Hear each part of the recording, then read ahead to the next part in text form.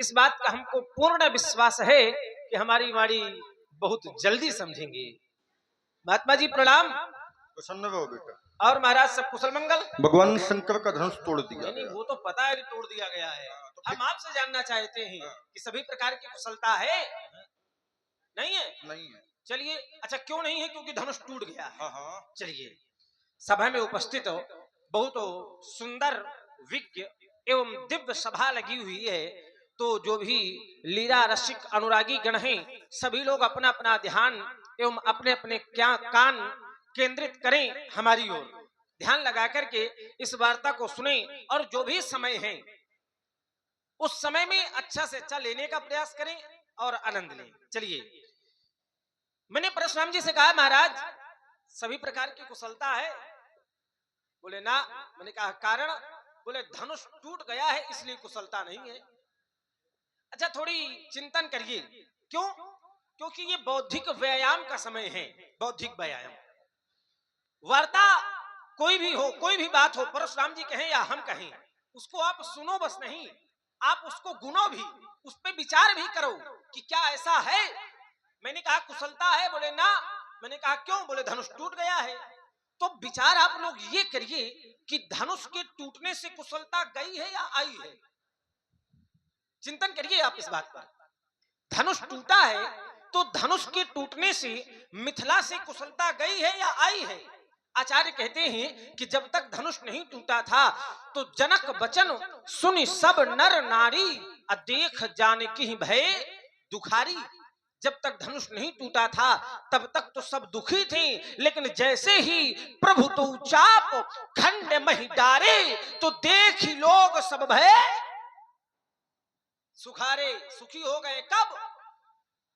जब धनुष टूट गया तब। जब तक नहीं टूटा था तो महाराज तब तक कुशलता नहीं थी। ये कुशलता है तो ये टूटने के बाद है। चलिए, आपने कहा कि जे शिवधनु तोड़ा सहस बाहु समसोरिप मोरा। जिसने धनुष तोड़ा है वह सहस्त्राबाहु अर्जुन के समान आपका वैरी है, आपका शत्रु है। उसने धनुष तोड़ने वाले ने आपकी दृष्टि में अपराध किया है, दोषी है। जब मैं विचार करता हूं तो धनुष तोड़ने वाले ने धनुष को अपनी इच्छा से तोड़ा या किसी के कहने पर? चिंतन करिए। धनुष तोड़ने वाले ने धनुष को तोड़ा तो अपनी इच्छा से या किसी के आदेश पर? उत्तर मिलता है कि गुरुजी ने आदेश दिया तो धनुष तोड़ने वाले ने धनुष को। आचार्य कहते हैं मातु पिता प्रभु गुरु के बानी विनय विचार करी शुभ जानी। माता पिता प्रभु और गुरु की वाणी पर कोई भी विचार नहीं करना चाहिए। कुछ स्थानों को छोड़कर कोई भी विचार नहीं करना चाहिए। बिना विचारे ही शुभ जानकर कर देना चाहिए, क्योंकि उचित की अनुचित किए विचारू धर्म जाई सिर पातक भारू। अनुचित उचित का विचार करने पर धर्म चला जाता है, पाप लग जाता है। कहने का अर्थ यह कि माता पिता प्रभु और गुरुजी यदि कोई आदेश दें, आप उस आदेश का पालन करें तो वो कार्य अच्छा हो या बुरा हो, लेकिन उस कार्य के करने पर आपको कोई दोष नहीं लगेगा। विचार करिएगा, ध्यान दीजिएगा। गुरुजी, माताजी, पिताजी कोई आदेश दें और वो कार्य अच्छा हो या बुरा, आप उसको करें तो उस कार्य को करने का आपको कोई दोष नहीं लगेगा।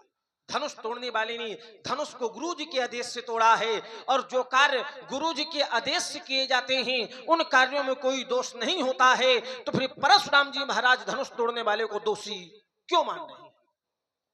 क्योंकि धनुष तोड़ने वाले ने धनुष को अपनी इच्छा से नहीं, गुरुजी के आदेश से तोड़ा है। और जब गुरुजी के आदेश से धनुष टूटा है तो फिर धनुष तोड़ने वाला दोषी कैसे हो गया? कम शब्दों में समुचित उत्तर की अपेक्षा करता हूं। अपार क्रोध है बहुधन भी तोरी लड़काई अश्रिश कबहू नकीन गोसाई। मैंने बाल अवस्था में बहुत सी धनुइयां तोड़ी है, तब आपने ऐसा क्रोध नहीं किया गया।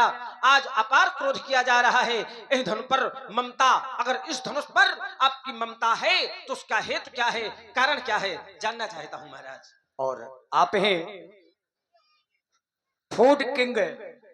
फूड किंग सत्यम राजपूत जी मुस्कुरा से तरुण गेस्ट हाउस के सामने 100 पुष्प मुद्राएं आपकी ओर से श्री लक्ष्मण जी परशुराम जी के चरणों में सादर समर्पित हैं। धन्यवाद। हम पहले समझ गए थे कितने भले आदमी हैं। हाँ, और जगत प्रजापत जी 21 मुद्राएं आपकी ओर से भी दोनों विद्वानों के चरणों में। धन्यवाद। क्योंकि शेष नाग अति विष भरे तऊ न करत आतंक, पर बीछी थोड़े जहर मां फिरे उठाए डंक। वही स्थिति राजकुमार लक्ष्मण की। करे महाराज, यहां पर समस्या बनी थी और समस्या का जब समाधान हो गया तो यहां के लोग सुखी हो गए। अच्छा, सुखी होना, दुखी होना, प्रसन्न होना, क्रोध का जन्म होना, ये सब जीव के गुण हैं। हर्ष, विषाद, ज्ञान, अज्ञाना, जीव धर्म अहिमित अभिमाना। मान लीजिए कोई कार्य हम चाहते हैं और वो कार्य हमारे मन के अनुरूप हो जाए तो हम प्रसन्न होंगे कि ना होंगे? ईमानदारी से बताइए। हाँ हूं करो, मौनियों मस्या थोड़ी है आज कोई है? क्योंकि श्रोता और वक्ता एक दूसरे के पूरक होते हैं। जब तक हमको ये नहीं लगेगा कि आप सुन नहीं रहे तो हमको सुनाने में आनंद नहीं आएगा।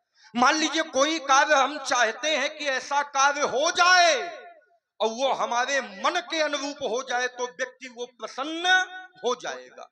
और यहाँ के लोग चाहते रहे होंगे कि धनुष का खंडन हो जाए, धनुष टूट गया तो यहाँ के लोग प्रसन्न हो गए। और ईमानदारी से बताइए, जब से हमारा आगमन हुआ है यहाँ कोई प्रसन्न है? जब से हमारा आगमन हुआ है तो सुर, मुनि, नाग, नगर, नर नारी सोचहि सकल त्रास उर भारी, मन पछतात सीय महतारी, विद सब सौरी बात बिगारी। यहाँ के लोग जो कभी सुखी थे वो अब पुनः दुखी हो गए। तो ये सुख स्थिर नहीं रहता, और जो स्थिर ना रहे समाज में उसको मान्यता दी नहीं जाती। पहली बात। दूसरी बात, करे महाराज यहां आप समस्या बन के आए हैं। बेटा हम समस्या बन के नहीं, हम समाधान बन के आए हैं। अगर हमारा आगमन यहां ना होता तो तुम्हारी अच्छी खासी महिमानी हो जाती। ये मनाओ कि हमारा आगमन हो गया तो तुम्हारे प्राण बच गए, नहीं तो प्राणों के लाले पड़ जाते। क्योंकि यहाँ के राजाओं ने ताल ठोकी थी। एक ने कहा था लेओ छड़ाए सीए कहा को, एक ने कहा था सीता को छुड़ा लिया जाए, दूसरे ने कहा बात नहीं बनेगी तो कहा धरी बांधो नृप बालक दो, दोनों भाइयों को बांध लिया जाए। तीसरे ने कहा अगर राजा जनक इनकी सहायता करे तो कहा जो विदेह कछु करे सहाई, तो जीतो समर सहित दो। अगर राजा जनक इनकी सहायता युद्ध में करे तो दोनों भाइयों को जीत लिया जाए। तो ये जो बहादुर सिंह ठाड़ है ना, ताल ठोक रहे हैं, यही इनकी क्या स्थिति थी। भूप बचन सुन इत उत व्यजित कहीं माने। देखना जब देख आए रहे थे कि इधर से भागा जाए कि पछे पाछे हैं? राजाओं ने ताल ठोकी तो राजकुमार रास्ता देखने लगा। उसी समय हमारा आगमन हो गया, तही अवसर सुनिस्यु धनुभंगा आए भगकुल कमल। उसी समय हमारा आगमन हो गया तो हमारे आगमन से सभी राजा भयभीत होकर बैठ गए। देख महीप सकल सकुचाने, तो बेटा बच गए, नहीं तो अच्छी खासी। तो हमारा आगमन यहां समस्या के लिए नहीं हुआ, समस्या के समाधान के लिए हुआ है। क्योंकि संतों ने जब जब किया है तो समस्या नहीं बने, समस्या का समाधान ही किया है। तुम्हारे यहां भी समस्या आई थी। राजा दशरथ की 60,000 वर्ष की आयु हो गई थी, महल में 300 रानी थी, 3 पटरानी थी, लेकिन पुत्र याकव नहीं। समस्या आई थी तो संतों ने ही समस्या का समाधान करवाया था। तो बेटा हम यहां समस्या बन के नहीं आए, समस्या का समाधान बनकर आए हैं। अगली बात, इन्होंने कहा कि माता, पिता, गुरु और प्रभु चार की बात में विचार न करना चाहिए। वो जैसा कहें वैसा कर देना चाहिए। और धनुष तोड़ने वाले ने गुरुदेव के आज्ञा से धनुष का खंडन किया है। अच्छा, ईमानदारी से बताइए, आप सभी सुधी जन बैठे हैं, अगर कोई गुरु अपने शिष्य से कहे जाकर के हमारे गुरु बाबा की कुटी में आगी लगा दे, तो क्या शिष्य का यही कर्तव्य है कि गुरु बाबा की कुटी में आगी लगा दे? है? वहां पर विचार करना चाहिए कि आज्ञा उत्तम है कि मध्यम है कि निम्न है। क्यों? क्योंकि हिरण्यकश्यपु ने अपने पुत्र प्रहलाद को आदेश दिया था कि भगवान का भजन तुम ना करो, आदेश था पिता का, तो पुत्र को मान लेना चाहिए। लेकिन क्या प्रहलाद ने अपने पिता की बात मानी? नहीं मानी, क्योंकि मानने योग्य नहीं थी, इसलिए मानी नहीं गई। राजा बलि ने क्या शुक्राचार्य की बात मानी? जब राजा बलि ने इंद्र के पद को प्राप्त करने के लिए 100 अश्वमेध यज्ञ करने का संकल्प लिया, 99 यज्ञ कर लिया, ये देवता भगवान विष्णु के पास भागे भागे गए, कहा महाराज 100 अश्वमेध यज्ञ हो जाएगा तो बलि इंद्र बन जाएगा, भी हमारा क्या होगा?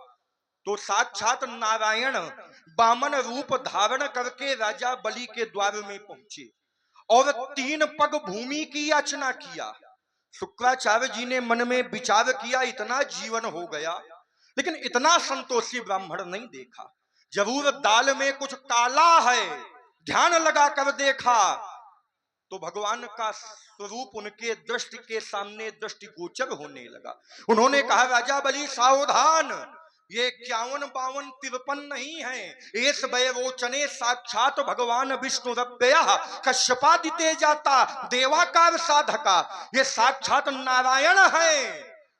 3 पग भूमि इनको दोगे तो 3 पग में तुम्हारा सब नाप लेंगे, तुमको भिखारी बना देंगे, इनको दान न दो।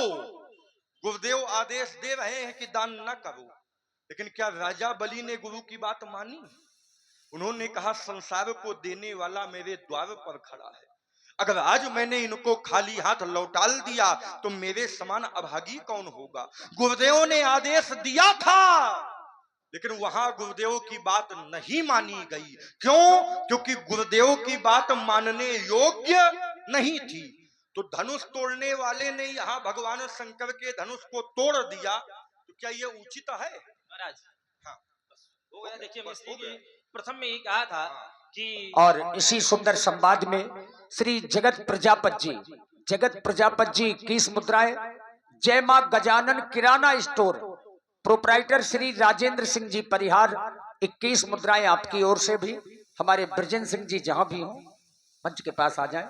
धन्यवाद। चलिए महाराज, हमने प्रथम में ही ये निवेदन किया था कि बातें जो भी हों तो बहुत कम शब्दों में ही हों, ताकि जितने कम शब्दों में उत्तर होंगे उतने अच्छा सबको समझ में आएगा। ठीक, चलिए, आपने हमारे तर्क को थोड़ी घुमा करके दिखाने का प्रयास किया। मैंने सीधे सीधे एक तर्क दिया था कि माता पिता प्रभु और गुरु के आदेश से जो कार्य किए जाते हैं उन कार्यों को करने में कोई दोष नहीं लगता। माता पिता प्रभु और गुरु की वाणी पर विचार नहीं करना चाहिए, कुछ स्थानों को छोड़ करके, ये मैंने पहले कहा था। ठीक, तो ऐसा लगता है कि या तो आप सुनते नहीं हैं या फिर आप सुनते तो हैं, लेकिन जब सभी दरवाजे बंद हो जाते हैं तो आप जबरदस्ती निकलना चाहते हैं। कोई ना कोई कारण अवश्य है। आपने कहा कि हिरण्यकश्यप ने कहा प्रहलाद से कि भगवान को ना मानो, लेकिन हिरण्यकश्यप ने पिता की बात नहीं मानी। अच्छा, हिरण्यकश्यप ने क्या कहा था कि भगवान को ना मानो, भगवान का विरोध करने के लिए कहा था, तो प्रहलाद ने बात नहीं मानी। शुक्राचार्य ने राजा बलि से भी यही बात कही थी कि भगवान को ना मानो, भगवान को दान ना दो, तो राजा बलि ने भगवान का विरोध नहीं किया। कहने का अर्थ यह, मैंने प्रथम में इसलिए कहा था कि कुछ स्थानों को छोड़ करके, जैसे संसार के माता पिता, संसार के गुरु अगर भगवान का विरोध करने के लिए कहें तो उनकी बात ना मानो, अन्यथा हर स्थान पर उनकी बात मानो। मैंने इसलिए प्रथम में कहा था। कुछ स्थान और हैं, जैसे गुरुजी भोजन कह रहे हो, गुरुजी कह दे कि बस अब कुछ नहीं चाहिए, तो शिष्य अगर कह दे कि प्रभु एक और और दे दिया जाए तो उसमें कोई दोष नहीं है। माता पिता शयन कर रहे हो, पुत्र सेवा कर रहा हो, माता पिता कहें बस पुत्र अब सेवा नहीं, अब पुत्र फिर भी सेवा करता रहे तो दोष नहीं है। अन्य स्थानों को मानना चाहिए। चलिए मैं आपकी बात को दो शब्दों से काटे दे रहा हूं। परशुराम जी ने अपनी माता का वध किया, क्यों भाई? इस बात को सब लोग जानते हैं। कौन कौन जानता है इस बात को? सब लोग जानते हैं। परशुराम जी ने माता का वध किया, किसके कहने पर? पिताजी के कहने पर। आचार्य कहते हैं कि परशुराम पितु आज्ञा राखी, अब मारी मातु लोक सब। ये सारा संसार जानता है कि परशुराम जी ने पिताजी के कहने से माता का वध किया। परशुराम जी ने माता का वध किया, लेकिन परशुराम जी को दोष नहीं लगा। अच्छा ये बताओ, इस संसार में माता से भी बड़ा कोई होता है क्या? विचार करिए, इस संसार में माता से बड़ा कोई होता है? उत्तर मिला ना। परशुराम जी ने माता का वध किया, लेकिन परशुराम जी को दोष नहीं लगा। क्यों नहीं लगा? क्योंकि पिताजी ने आदेश दिया था, इसलिए परशुराम जी को दोष। वही बात तो मैं भी कह रहा हूं कि अगर पिताजी के आदेश से माताजी को मार रहे हो, दोष नहीं लग रहा, तो धनुष तोड़ने वाले ने गुरु जी के आदेश से धनुष को तोड़ दिया तो दोषी कैसे? विचार करिए, भले आदमी पिताजी के आदेश से आपने माता को मारा, आपको दोष नहीं लगा, तो गुरु के आदेश से अगर धनुष तोड़ने वाला धनुष को तोड़ रहा है तो वो दोषी कैसे हो गया? आचार्य कहते हैं ब्रह्मांड धाय कर्माणि संगत कृत्वा करोति सा लिप्ते तेन पापेने पद्म पत्र मिवं विषा। जो कार्य माता पिता प्रभु और गुरु के आदेश से किए जाते हैं, उन कार्यों को करने में कोई दोष नहीं होता। कैसे नहीं होता? बोले ठीक वैसे नहीं होता जैसे कमल का पुष्प जल में रहता है, लेकिन जल में कभी लिप्त नहीं होता है। रहता जल में है, लेकिन जल में कभी लिप्त नहीं होता। जल चाहे जितना बढ़ जाए, कमल का पुष्प सदैव उससे अलग ही ऊपर ही रहेगा। ठीक उसी प्रकार जो कार्य माता पिता प्रभु गुरु के आदेश से किए जाते हैं, उनमें दोष नहीं होता। इसलिए मेरी बात सीधे सीधे है कि अगर पिताजी के आदेश से माता का वध करने में आपको दोष नहीं लगा, तो फिर धनुष तोड़ने वाले को गुरु का आदेश मानने पर दोष कैसे लग गया? एक बात। चलिए दूसरी बात, बहुत थोड़े शब्दों में। आपने कहा कि हम समस्या नहीं समाधान बन के आए हैं।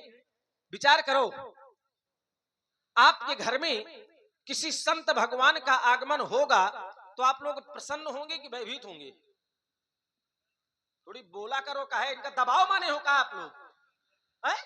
अरे भाई, जब हम आ गए हैं तो दबाव मानने की जरूरत नहीं है। बाबे बहादुर, घर में अगर किसी संत का आगमन होगा तो सब लोग प्रसन्न होंगे। अच्छा, परशुराम जी मिथिला में आए तो ईमानदारी से बताना कितने लोग प्रसन्न हुए? अरे राम राम राम महाराज, ईमानदारी ये है क्या होगा कि आपको तो मुंह ना दिखाना हाँ, बचाला कहीं का। अब देखो, मतलब इतनी बड़ी समाज में कोई ये कहने वाला नहीं है कि नहीं परशुराम जी बढ़िया है। अच्छा, ये कहने वाला नहीं है कोई प्रसन्न नहीं हुआ। क्यों? क्योंकि परशुराम जी के आने से जो मिथिला के संत थे वो भयभीत हो गए, और जो दुष्ट रहे वो प्रसन्न हुए। कहने का अर्थ ये कि समाज में जो अराजक तत्व रहे वो प्रसन्न हो गए, और जो संत थे वो भयभीत हो गए। तो ये समाधान है कि समस्या है? और इसी तर्कपूर्ण संवाद में आप हैं food king restaurant. Food king restaurant मुस्कुरा तरुण गेस्ट हाउस के सामने श्री सत्यम राजपूत जी मुस्कुरा वालों की ओर से 100 पुष्प मुद्राएं श्री परशुराम जी लक्ष्मण जी के चरणों में प्रदान कर रहे हैं। आपको धन्यवाद। किसी बिटिया का विवाह हो रहा हो, अब परशुराम जी जैसा व्यक्ति पहुंचे और कहे कहाँ है कन्या का वर, मैं उसका वध कर दूंगा। कोई कहे महाराज ऐसा काहे कर रहे हो, ये तो समस्या बना रहे हो आप। तो इनके जैसा व्यक्ति हो तो कह दे हैं ये समस्या थोड़ी है, ये तो हम समाधान कह रहे हैं। विवाह में कन्या के वर का वध करोगे तो ये समस्या है महाराज की समाधान। दो बातें दे रहा हूं क्योंकि चर्चा में बड़ी नहीं करना चाहता, मैं थोड़े थोड़े में ही चाहता हूं। दो बातें, और चाहता हूं कि जिस प्रकार मैंने थोड़े में चिंतन दिया है उसी प्रकार आप भी थोड़े में सीधे सीधे चोट करते चले। आइए, राजकुमार लक्ष्मण ने कुछ बातें रखी, उनमें विचार करते हैं। इन्होंने सीधा बिंदु हमारे ऊपर दिया, कह रहे हैं आपने पिता के आज्ञा से माता का वध किया कि नहीं किया? परशुराम पितु आज्ञा राखी और मारी मातु लोक सब साखी। परशुराम ने अपनी माता का वध किया तो ठीक, और धनुष तोड़ने वाले ने धनुष को तोड़ दिया तो ये गलत। ठीक है, परशुराम ने अपनी माता का वध किया, लेकिन माता का वध करके माता को जीवित भी करवाया। और ये परशुराम का प्रभाव है। संसार का व्यक्ति माता को मार सकता है, लेकिन माता को जीवित, धनुष तोड़ने वाले ने धनुष को तोड़ दिया है, उसके पुरखन का चुनौती है आके जोड़ दे, तो लड़ाई ना खत्म। क्योंकि अगर हमने मैया का वध किया तो मैया को जीवित भी करवाया, और अगर धनुष तोड़ने वाले ने धनुष को तोड़ा है आके जोड़ दे तो पूरी बातें खत्म हो जाएगी। अगर हमने मैया का वध किया है तो उसमें भी विचार किया है। बात यहां है, क्यों? क्योंकि जो माता का स्थान होता है वो पिता से 10 गुना बड़ा होता है। पितुर 10 गुना माता गौरवेणात् विच्यते। माता का स्थान पिता से 10 गुना बड़ा होता है। लेकिन पिता आज्ञा दे रहे हों और माता आज्ञा न दे रही हो, तो वहां किसकी आज्ञा का पालन किया जाएगा? है? पिता की आज्ञा का पालन किया जाएगा, क्योंकि पिता आदेश दे रहे हैं और माता आदेश, तो वहां पर हमको पिता ने आदेश दिया था, राम राम महाबाहो भौमम पापम कावशीद। लेकिन मैया से मैंने पूछा तो मैया ने अपने कर्म के द्वारा कुछ कहा नहीं। तब मैंने पिता की महिमा को जान करके माता का वध किया, और पिता ने, जब मैंने माता का वध कर दिया तो पिता ने कहा, राम मैं तुमसे प्रसन्न हूं, वरदान मांगो। मैंने कहा, पिताजी मैं एक ही वरदान चाहता हूं कि मेरी माता पुनः जीवित हो जाए, और इनको ये बात याद ना रहे कि परशुराम ने उनका वध किया।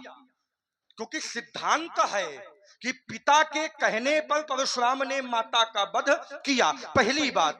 दूसरी बात, इन्होंने कहा कि आप यहां आए तो आपको यहां किसी ने महाराज सम्मान नहीं दिया, यहां आपके आने से कोई प्रसन्न नहीं हुआ। अच्छा ईमानदारी से बताइए, जो परशुराम को सम्मान मिला है वो इनको मिला है, इनके भैया को मिला है, इनके गुरु बाबा को मिला है? किसी को नहीं मिला।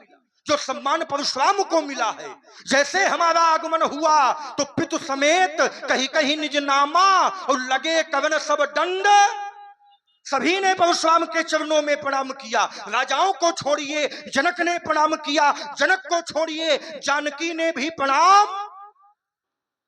जानकी ने क्या किसी को प्रणाम किया? ईमानदारी से बताइएगा। क्या सीता जी ने विश्वामित्र जी को प्रणाम किया है? क्या सीता जी ने याज्ञवल्क्य जी को प्रणाम किया है? क्या सीता जी ने सतानंद को प्रणाम किया है? लेकिन परशुराम के चरणों में जानकी जी ने भी प्रणाम किया है। जनक बहोरी आए सिर नावा और सीय बुलाए प्रणाम। तो क्या परशुराम से ज्यादा सम्मान किसी को मिला है? अगर हमारे आने से यहाँ के लोग दुखित हैं, यहाँ के संत दुखित हैं, तो आपके गुरु बाबा हमारे बाबा विश्वामित्र जी वो मिलने कहे आए। विश्वामित्र मिले पुनि आई। अगर हमको देखकर यहाँ के संत प्रसन्न नहीं है तो विश्वामित्र जी संत है कि नहीं है? ईमानदारी से बताइएगा। संत नहीं है, महामुनि है। विश्वामित्र महामुनि ज्ञानी जब विश्वामित्र जी मिलने आए तो कहां से मान ले कि लोग प्रसन्न नहीं है? चलिए महाराज, हाँ। दो बातें थी, हाँ, दो बातों पर आपने चिंतन दिया। अब कुछ शब्दों में आप भी ले लीजिए। कहते हैं कि विश्वामित्र जी संत हैं या नहीं, यद्यपि कुछ समय पहले आपने एक अर्धाली पढ़ी थी, आपकी पूरी बात को मैं एक अर्धाली से काटे देता हूं। सुर मुनिनाग, सुर